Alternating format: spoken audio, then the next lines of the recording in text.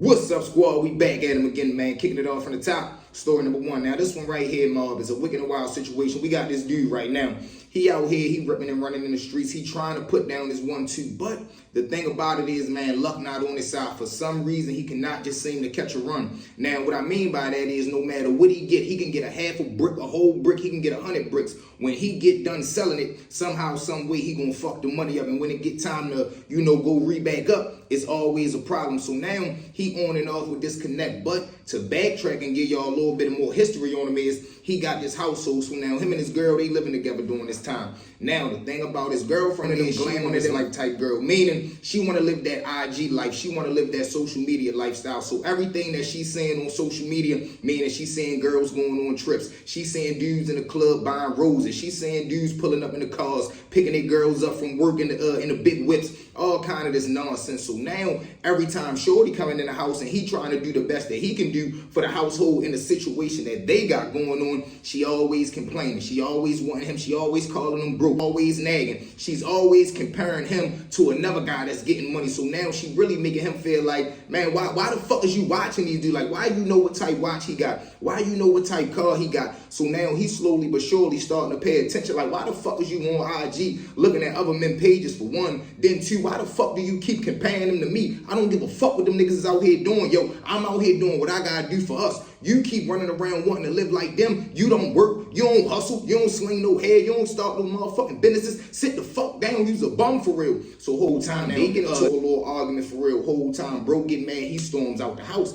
Now once he cool down, he go outside in the hallway, smoke him a little blunt. He come back in the house. Now when he come back in, she coming out the bedroom. He's going into the bedroom. So now of course they acting like they not talking to each other. They fake playing a little mad role. Whole time when she come out the room, she go sit on the couch. He goes into the bedroom. Whole time her phone sitting right there, but it keep going off. Text messages keep coming through. So of course he grabbed the phone. Who the fuck keep texting you? He turn it around. Whole time the message say little side piece. So now he looking like, man, this better not be playing with me like that. He already know the code. He unlocked the phone. He get to reading the messages. Whole time he going through it. He reading the messages. They talking real spicy and they talking real crazy in this phone. Whole time he goes in the living room. The phone straight at her. You's a fucking bum. You anything out here. He shoots back in the room. He start throwing his clothes on. Now he ready to leave for good. He leaves out the house, jump in the car. He just starts spinning around the city trying to clear his mind. Whole time she's stuck in the house, sitting right there on the couch, looking like an anything type female because you out here wanting to do anything with anybody. Whole time you don't even know you got him labeled a side piece, but you the motherfucking side piece. He don't got no intentions of doing nothing to you but having some fun with your ass. Now whole time she's sitting right there going through her little emotions.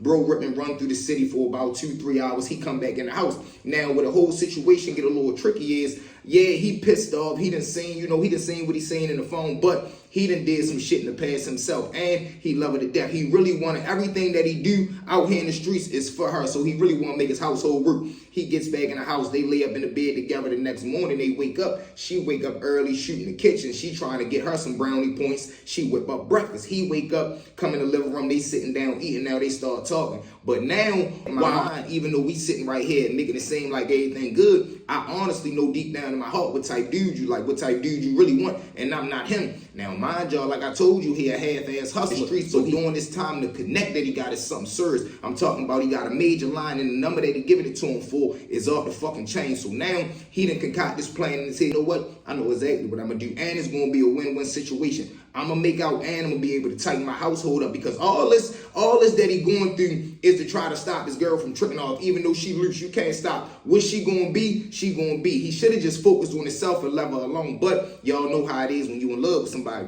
So now, boom, he calls the plug up. He make a major order. Now, the thing about him and the Connect is they got a decent relationship to where as though whatever he order, the Connect go in front of him because like I told you, he had a good way of getting rid of the shit. Now, where the problem lie is when it's always time to re-up, he always got some dumb shit with him. So now the whole time he calls the Connect up, he put a big order in. The Connect as usual, no problem, I got you. Meet me at the spot in about an hour. Whole time he go jump in the shower, jump in the car, he go meet the Connect. They meet up at a little local barbershop. Now the barbershop, the Connect own the barbershop. That's why they always meet up right there. They pull down there, he give him the package, he get up out of there. Now this is where the plan get a little tricky at y'all because Shorty don't got no intentions on paying his bill back. And like I told y'all, this a major order. This some shit that'll get the whole family knocked off if that money don't come back right. Now, whole time Shorty bag up the product, he got a couple of young boys out on the block that's pumping for him. He make his round, drop all the packages off. Let's just say a week go by, everything flush. Now, when he go pick up all the money, he pay everybody that he need to pay, unincluding the connect. Now he left with about $35,000-$40,000. Like I told y'all, this was a real big order. So now he come in the house one day, first thing on his mind is he want to show off for the broad. He's sitting down at the living room table. He counting out all the money, knowing she ready to get off work, or more so she already off work. She should be pulling up, ready to walk through the door. Now his plan is he want her to bust through the door, catch him sitting right there at the table, big doofy blunt in his mouth, got his beater on, counting out hella bread with the joint right there. He want to give her the thug look. He want to look like the guys that he know she really want to be with. But the thing about it is, that's not him. He not that type of guy.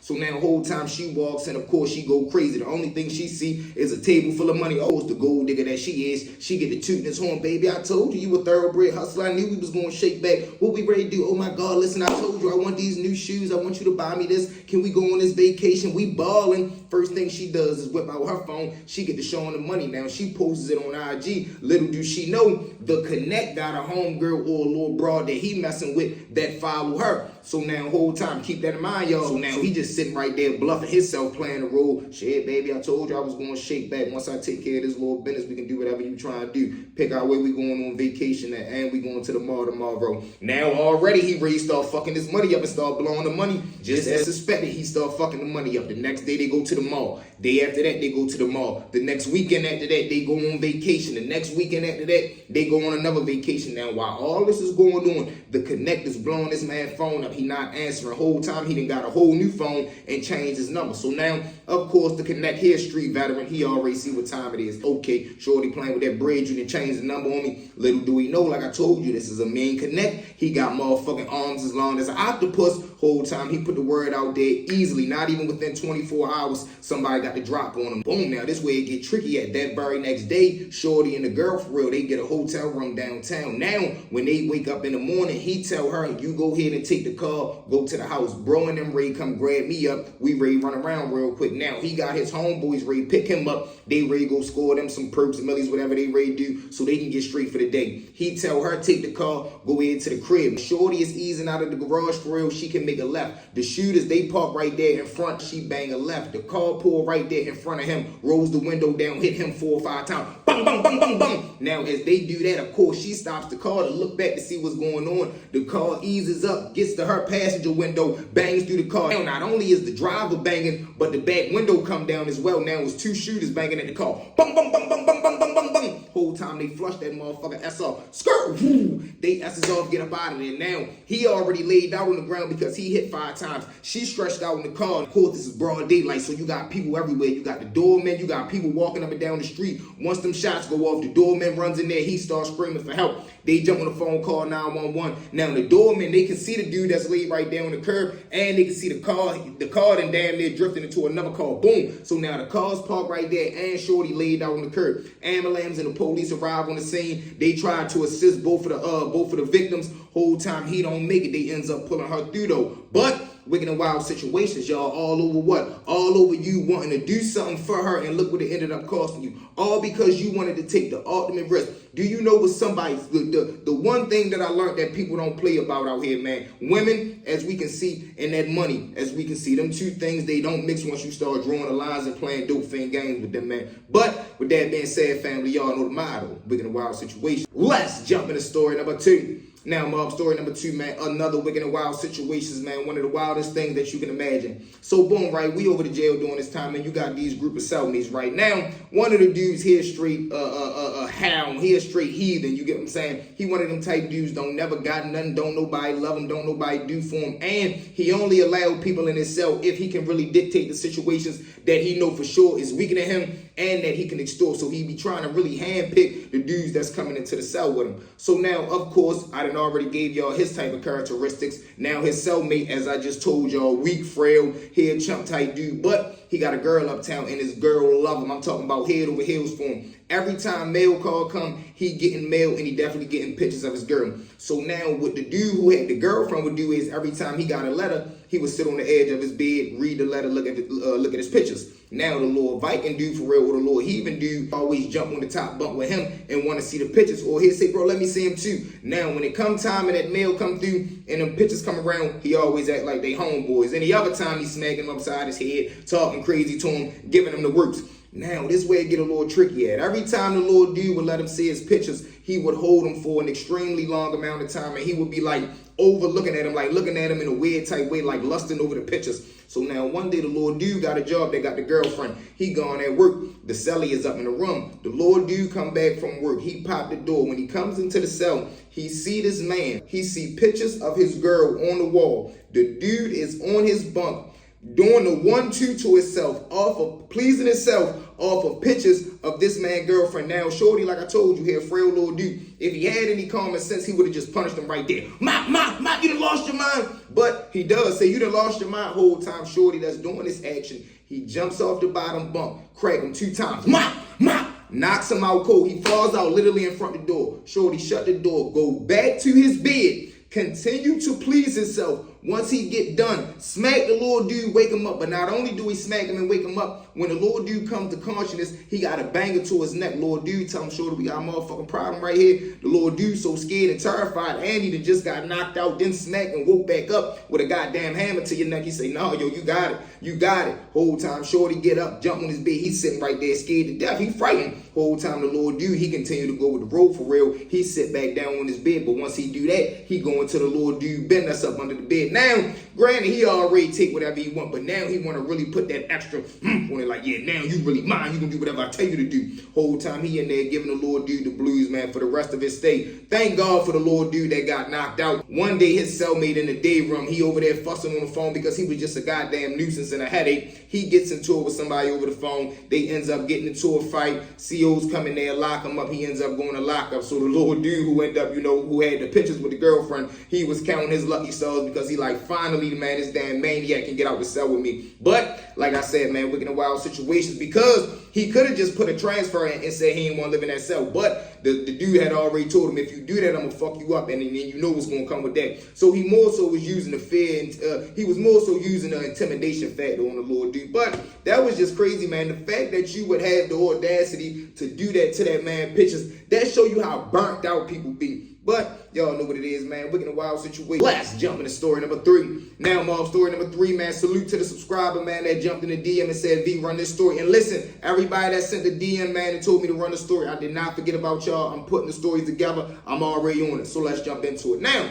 we got this gang that's over to jail during this time, right? So now they over to jail, they having their way, and they catching, meaning they got cell phones, bagger, grass, smack, they got anything, and they got it in abundance. So now, whole time, one of the gang members that's a part of the gang actually is a part of everything that's going on, meaning he going hand to hand, he know where everything at, he got access to everything. He got a 10-year bit over his head, but not only do he got a 10-year bit to walk down, he just had a newborn daughter before he caught this bit, and he got his girl uptown. Now, just like I told y'all in the first story, we know how these tender dudes get about these females, so now he don't want to do the 10 years. He want to get back to his kid, but more importantly, so now he puts the plan together in his mind. You know what, man, this shit that we involved in, this is a pretty good case, man. If I can find a way to get in contact with my lawyer and have him get in contact with somebody that knows something and tell him I know something, I could possibly get the fuck up out of here. So now, of course, where do he go to? Disloyalty. Jumps on the phone, call Mama Love, tell Mama Love to call a lawyer, tell a lawyer that he need him to come up to the jail. He need to see him ASAP. It's an emergency. Now, mind y'all, he already had a lawyer on retainer that was still on his case, trying to fight for him to get an appeal, to get back in court so he can give some of that time back. So now the lawyer come up there, talk to him. He tell him what he know, or not even more so tell him what he know. He tells his lawyer, I know something about something. See if you can talk to the DA and see if I can get me a little deal. He said, what you know? I don't want to tell you nothing until I'm able to know if I can get a deal or not.